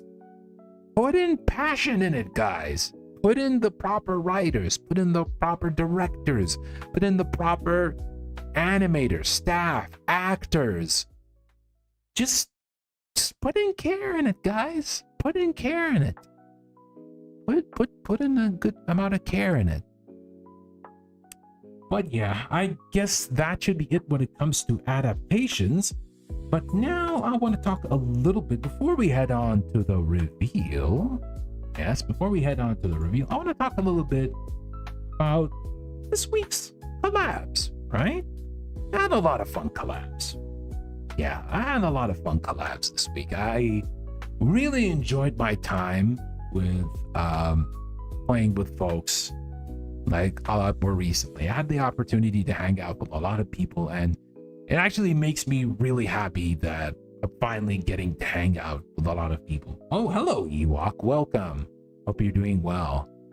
And yeah, like a couple of days ago, we had good Tekken 8 sesh with Kirby X2, who is hanging out with us, usually in lethal company. Who's probably one of the few people who we managed to gather for the first Lethal Company collab. Yeah, that was pretty fun. We've spent most of the time playing Tekken Ball, and funnily enough, when it comes to Tekken Ball, in the latest Lydia update, now you can actually play Tekken Ball in training mode while you're waiting for your matches. So I just jokingly told the Kirby, hey Kirby, we actually manifested this option in Tekken 8 just because we played Tekken Ball on stream. Oh, I missed that from Alex earlier. It's a bad cycle. They don't want to invest much because it might flop, but then it flops and then they invest even less. Yeah, I mean, it is a risk when you want to make an adaptation, but you have to know what the risk is, and you have to be 100% able to commit to it. If you don't commit to it, then you may as well not do it at all. I'm doing well. How about you? I'm doing pretty great. I'm doing pretty good. I'm having a great time chilling and talking to you guys. I'm not playing any games, not doing anything. We're just having a nice little chat. But yeah, that was very fun. The Tekken 8 sesh. And then we had like Monster Hunter, playing Monster Hunter for the first time. It was a little scuffed. It's understandable because it's our first time actually hopping into Monhan Rise, but playing the game more and understanding the basics thanks to Kirby's tutelage. He did his best, bless his heart. And like playing with friends is like always more fun than playing it solo. If I decided to actually play Monhan solo in the beginning, I probably wouldn't have as much fun as playing it with friends. I'll be honest. I still think the game is amazing. I still the game is fun at this point of time. I am very much enjoying it, but my enjoyment is enhanced when playing with friends, right? When you play with friends, when you hang out with friends and we manage to enjoy our time together playing a certain game, for example, Monhan Rise, so it becomes 5 times more fun. I see a homie talking. Yes, indeed. We're actually talking about the collabs. I was talking about you earlier, Kirby, and I was talking about you right now. I was just right now talking about how you've been an amazing teacher when it comes to how we're supposed to play Monhan. Yeah, I'm honestly looking forward to more hunts with you, Andrew, and Zen in the future, be it on stream or off stream. Yeah, but we still got a lot to do. We're not going to rush through the game, no, because Wilds is going to come like, who knows, summer 2025 or fall 2025. Who knows? I lack knowledge, sadly, in MH. Listen, Kirby. We like, at least myself and Andrew, we have a lack. We have a lack when it comes to knowledge. So someone who played like 3 months ahead of us feels like they're 2 years ahead of us in playing Monhan, right? That's kind of the difference we had. And it's also nice that Zen also is familiar with Monhan World, so she's also familiar with it. So, but you are more familiar with Rise as a game. So even like the 3 months of experience is no slouch, right? It still helps. You have experience. Like you have an Hunter rank. I'm confusing Street Fighter 6 with Monster Hunter Rise, but you have a Hunter rank of like 200 something. And I think you probably beat Sunbreak, right? Yeah, Rise was my first game. Ah, it's your first game as well. Oh, okay. So then eventually you played World after that. I see. HR 230, but that's an indicator of how much you play. That's still pretty high, right? That's still quite a lot. So even when putting in like all these hours, that's still experience. Like if you remember the stream, and you did show us like a lot of like neat techniques, right? Like trying to like use the wire bugs in order to control the monster and try to ram it into the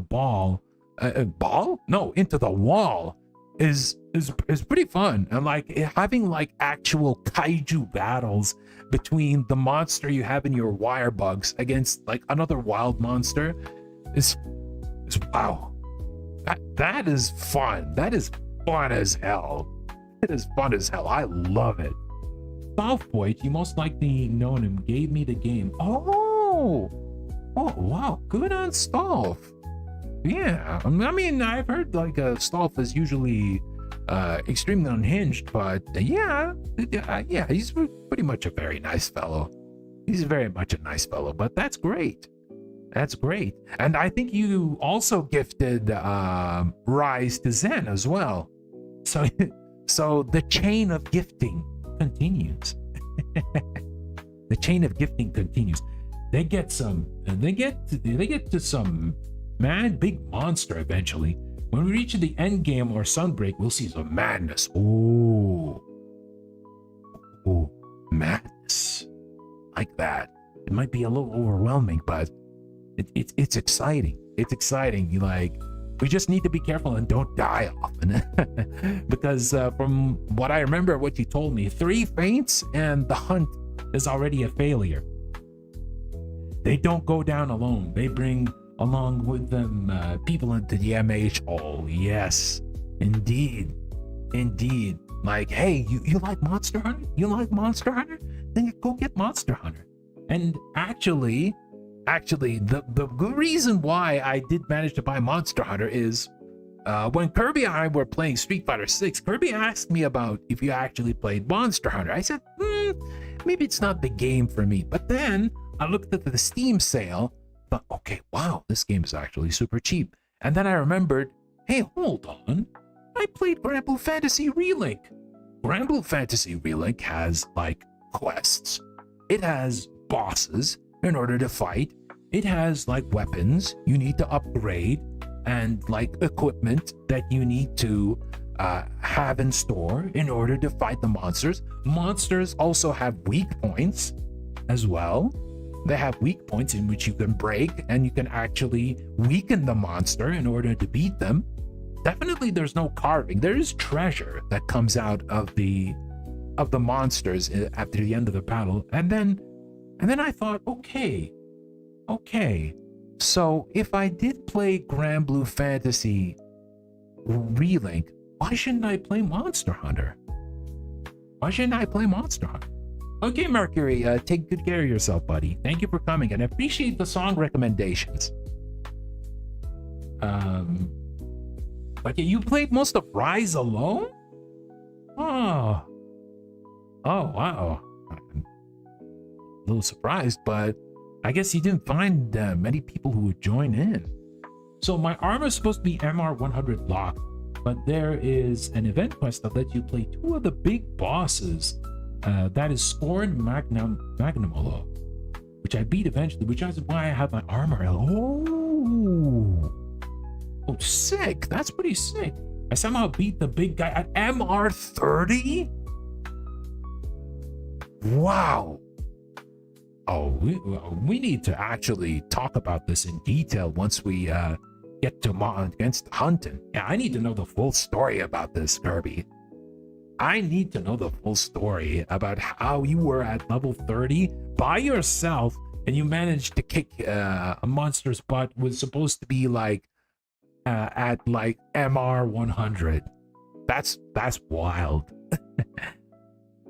But yeah, definitely looking forward to playing more Mon Hunt and experimenting with more weapons. Yeah, I love me some more weapons to experiment with, but so far, it seems like both bow guns and dual blades might be the prominent ones. These four might be the prominent ones. Things may change. Things may change in the future, but yeah, these 4 weapons, it seems like I'm digging them quite a lot so far. My hunting card has a sentence: I throw hands with what I should not face. Yeah, you know, Kirby following the saying, taking the bull by the horns, as they say. I like challenges. I mean, challenges are fun. Challenges are fun. Always nice to challenge yourself with stuff that you have in front of you. We should totally play World eventually. Yeah, eventually. But for now, I'm gonna start with Rise. I'm gonna Gonna take step by step with the gang and try to reach at a decent level. But for now, yeah, we're gonna focus on Rise. You have a nice selection, nice weapon choice. Oh, thank you. Yeah, so I'm gonna try to, for now, alternate between all three. And eventually I'm gonna try to test other weapons as well. Now, I'm pretty sure that Foul, if he's here, I don't know if you're here, Foul, but I'm sorry. I'll practice a little bit on the insect glaive and maybe I'll get good at it sometime. But yeah, it is a really cool weapon. It is a really good weapon. I'm not gonna lie. And then we have yesterday. We have yesterday with the Chain Together collab. So there is quite a meaning behind the Chain Together collab with Alex, SK, and Rose. It's because, you know, I've been hanging out with a lot of amazing people, right? Lovely, lovely, amazing people. I had like the time of my life playing with folks, but I don't want to forget the guys who have been there from the start, right? I don't want to forget the guys who've been there and have been like supporting me ever since the beginning, right?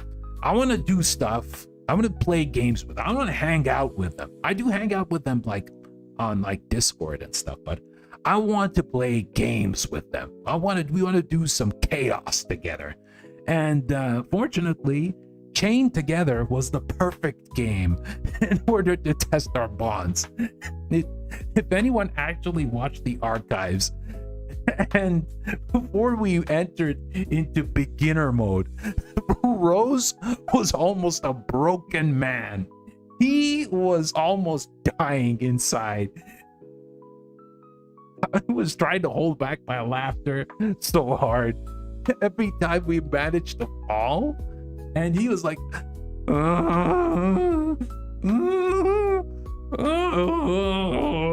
he's like groaning in pain. He's like, oh my god, my last brain cell is going to die. And then I said, okay, hold up, we gotta go beginner. We gotta go back to the beginner mode.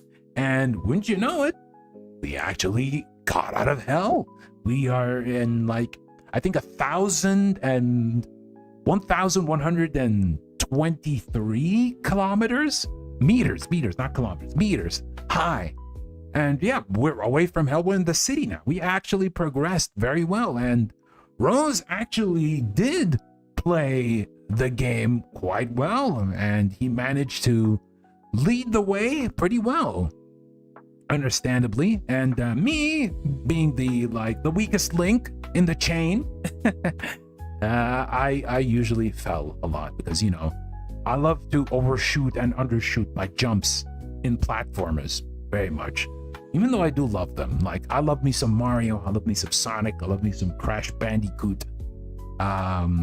Yeah. And I do love 3D platformers, I do love 2D platformers, which is why hopefully in the future, once I get a capture card for the Switch, the first game that I'll ever going to stream is going to be Super Mario Wonder. Yes, I've been holding back on playing Wonder for so long. And yeah, that's going to be the first game I'm going to try to play. Such a good game. I love those guys so much. I'll send them through hell. No, you misunderstand, Alex. And we're not going to send to hell. We're going to get out of hell together and get to the real world, right? We're going to get to the real world. Are you on PC? Yes, I am on PC. Yes, I am on PC. I am on PC. I do have a Switch, but I don't have a capture card, so I can capture some like Switch games and play it on stream. Hopefully, I will try to get that in the future, but you know, plans always come in the way. But yeah, it's been a lot of fun. And hopefully there will be more in the future. Alrighty, I think now would be pretty much a good time. It would be pretty much a good time to go for the reveal. I thought you were on PlayStation since you play a lot of fighting games. No. I'm playing on PC. Like, thankfully, in this day and age, a lot of fighting games are on PC. So I'm always on PC. Yeah, thankfully, a lot of fighting games are on Steam. So yeah, we're good. We're good when it comes to that. Convenience ahoy. All right, I think now should be a pretty good time to get to the reveal, shall we? All right, let's move screens for now. One moment. Okay, so you may be wondering, what was that thing on the thumbnail? Let's see in the chat. What do you expect from what you saw in the thumbnail, right? It's shadowed, I have text written over it, but what do you expect that you seen in the thumbnail that might be revealed for today? I'm honestly curious. Okay, this is for like the YouTube people, because I have a thumbnail that I posted on the YouTube, but also on Twitter as well. But what do you expect? What is Sai cooking? I want to see guesses in the chat. I want to see guesses and see if someone might be right, someone might not be. We'll have to wait and see. But yeah, let's see some guesses, folks. I'm curious. Looks cute. It looks like a chibi. A mascot. Looks cute. Chibi model. New emote. Oh, good guesses. I like the good guesses. You guys got some pretty good guesses. I respect that. But just a moment, guys. I just need to do a little bit of a thing before we prepare for the reveal. Please wait for a moment. Let's see if we can actually do this.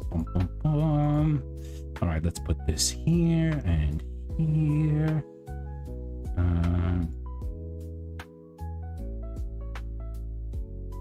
Let's see if we can actually get this.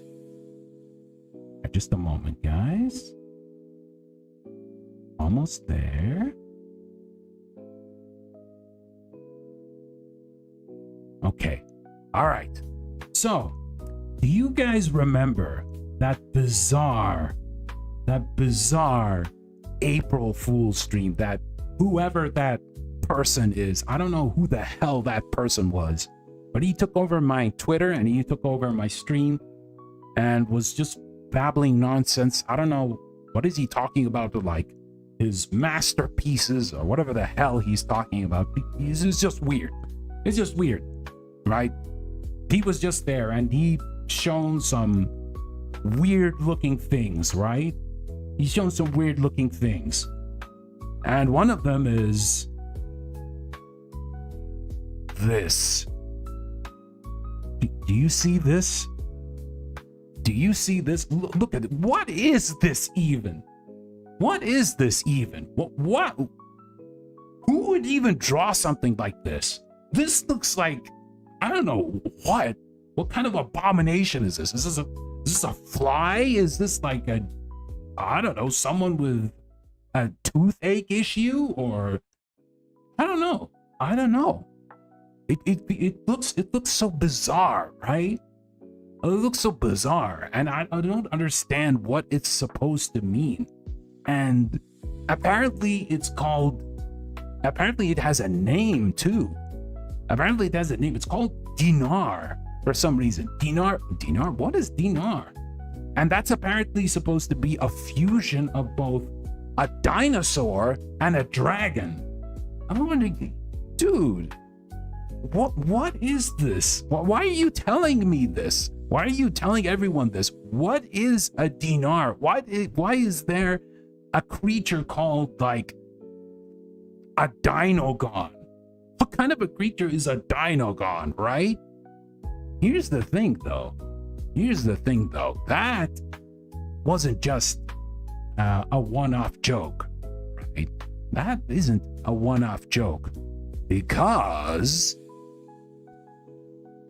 that was a tease for the mascot. So As you can see here, this beautiful, handsome, cute little individual is my mascot, and that is Dinar. Yes. Look at him. Look at how adorable he is. Look at the difference between how he looks here and how he looks here. Look at this evolution. This is this cursed drawing, and this is the boy himself.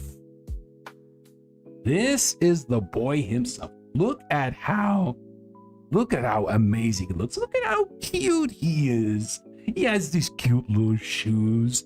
He has the bands at the top of his tail. He's got tiny little baby T-Rex hands and wings, tiny little baby wings.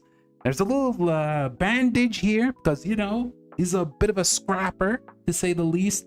And instead of this bizarre tooth, he has a protruding nose and two big, sharp teeth.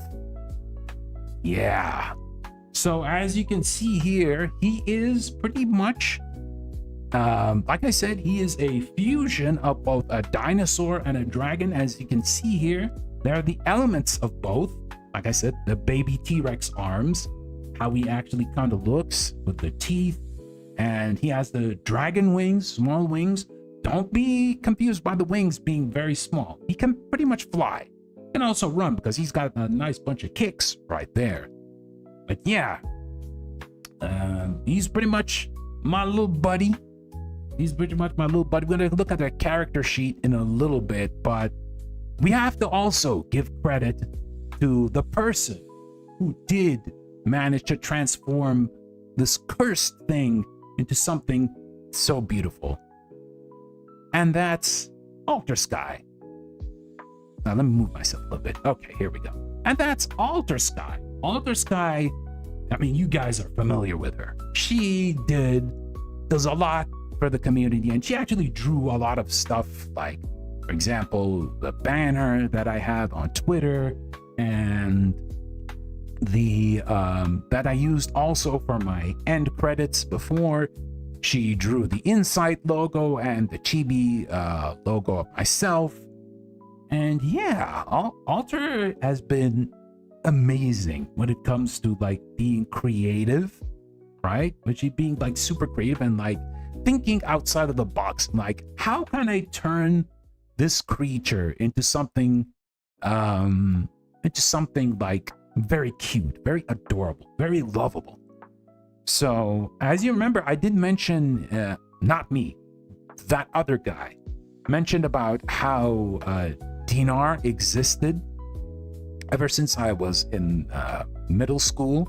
When I was like in class, I used to like scribble this weird looking dinosaur dragon thing with like a cubish head and a big protruding tooth. I usually used to like scribble it on most of my books. I didn't even give him a name at the time, but that part of the April Fool's stream is actually true. So this character is pretty much a character that I drew from my youth and is now finally realized.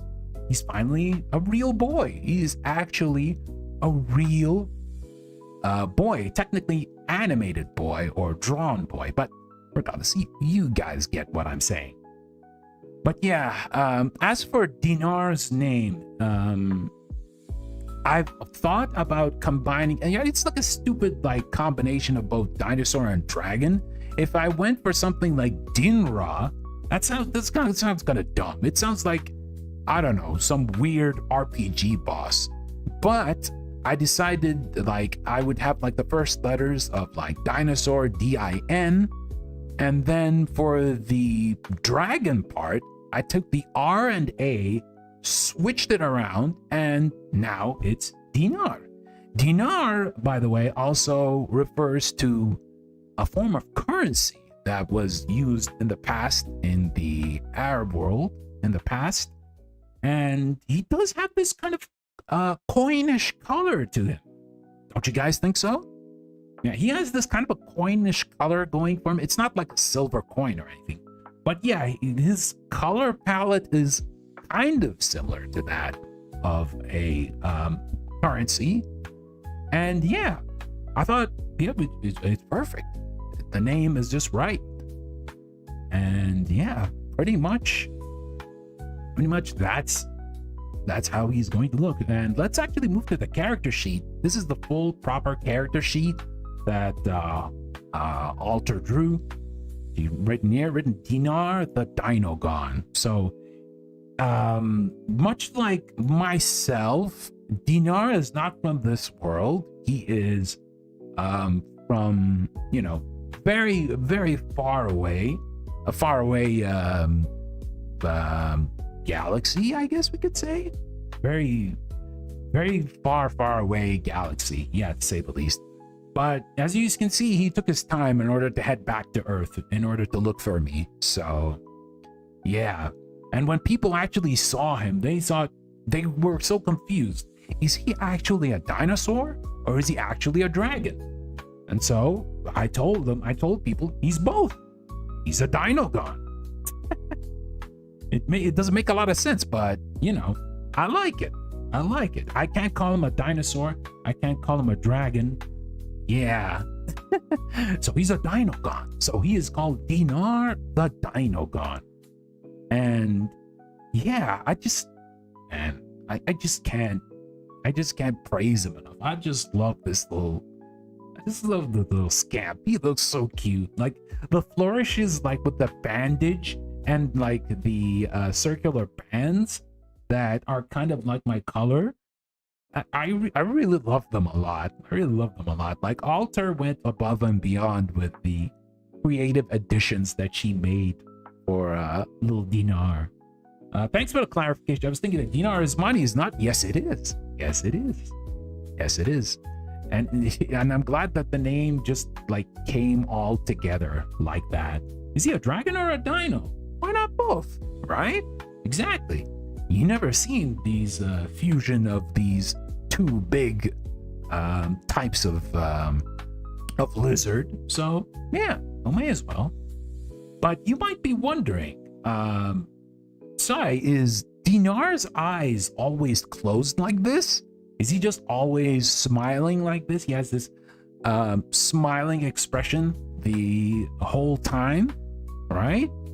But to that, I give you this.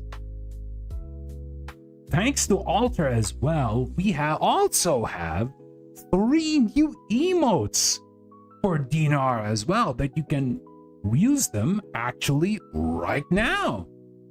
They're available in the Discord right now, and it's available. And we have Dinar being excited. I don't know what he's hype about. He's probably hyped for I don't know, food, kind of steaks. I don't know. He seems very excited. And then there's the oh my god, there's a shock face, the perfect shock face right there. And then we have him contemplating. I wonder if I should have steak or if I should have chicken nuggets for dinner, for example. But yeah, we got Dinar Nugget. Yeah, it's perfect. Yeah, these 3 emotes are currently available right now on the Discord, and if you like them for quite a bit, if you do like the emotes, and there are 18 other emotes as well, which brings up the total to 21 emotes, you can feel free to drop by the Discord if you want. They're already up. Even if you just want to drop by the Discord in order to just use the emotes, you can feel free to do that. But yeah, so pretty much the emotes are now live. You can feel free to use them. I maybe want to try to change them into one of them to be a sticker as well. So yeah, we don't have enough sticker slots, unfortunately, but hopefully in the future, maybe if like the Discord gets big enough, we may get enough like spots for more stickers, right? May be able to commission more stickers and whatnot. But yeah, I guess that is dinar, everybody. And from now on, and hopefully in the future, if I manage to like commission more art in the future, or if anyone wants to like draw the little guy, yeah, if anyone wants to draw the little guy, feel free to draw him, right? I wouldn't even mind, right? I wouldn't even mind if like Dinar has a lot more fan art than I do, because even I love the little guy as like a cute little pet. Not pet, but as a friend, maybe. Because it'll be hard to pet like a dinosaur dragon. You may just like, as you can see, these teeth, man. These teeth, they're sharp. They're sharp, they can hurt. These teeth are sharp, they can hurt. So you gotta be careful. With my little buddy here. And Rose, if you actually see this, I don't know if you're lurking or not, if you ever watch the archives, if you ever think for 1 second that you will yeet my little friend here, you're gonna be asking for trouble, okay, buddy? You're gonna be asking for trouble. I know you like eating smaller things, even though you're small yourself.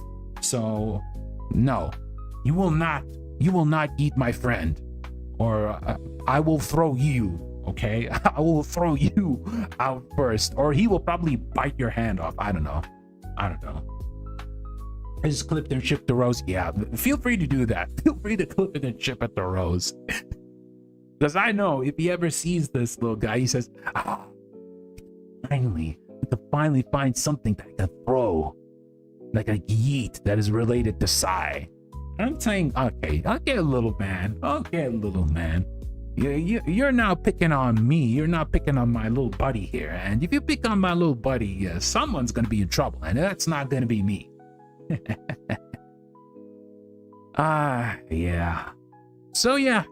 I think maybe also for the end credits, I may probably try to contact Pekoripov.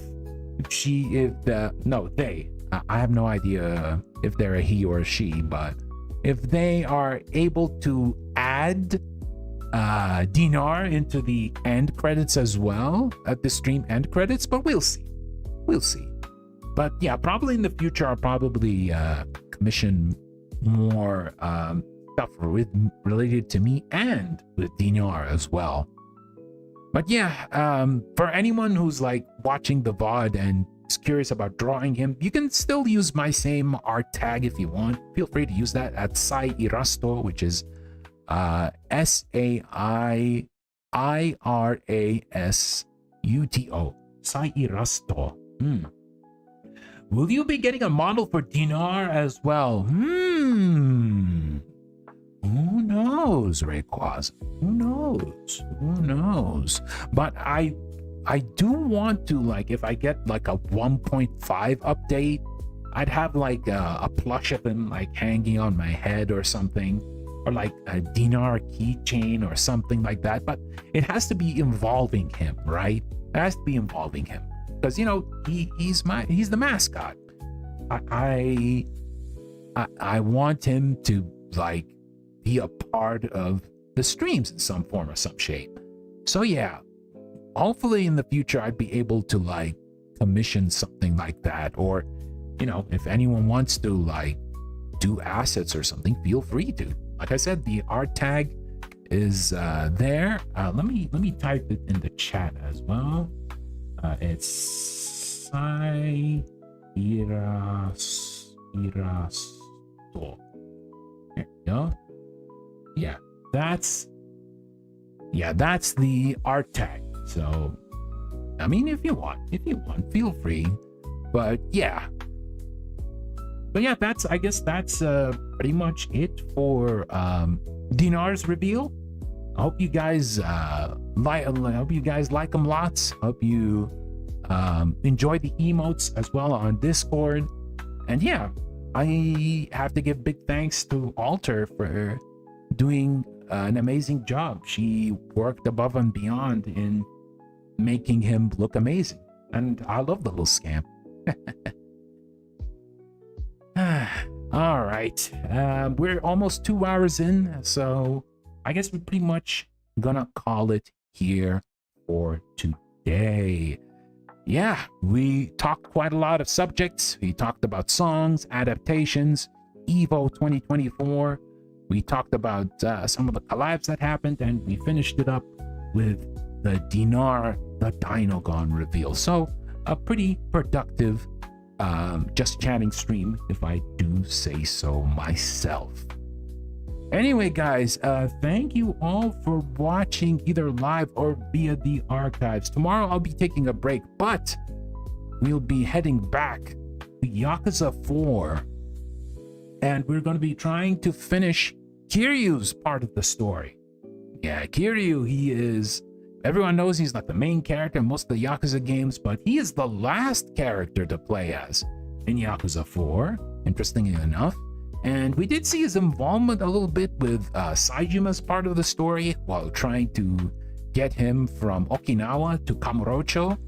But let's see how his story is going to work out in general when it comes to his part. So probably is going to be a long stream as usual. So going to be starting at like 6:30 a.m. GMT. And so pretty much in the morning as the usual with Yakuza streams. So yeah, it's going to be pretty fun. It's going to be pretty fun. Anyway, guys, I hope you all have a great night, evening, or afternoon. And I'll see you all very, very soon. Bye-bye. And yeah, give lots of love to Dinar. He's such a little cutie beauty. Patootie. Oh, you, he's so cute. Oh, you are so cute, Dinar. I love you so much. I want to pet your head. Oh, I love you so much. You're so cute. Oh, okay. I'll shut up for now. Bye, guys.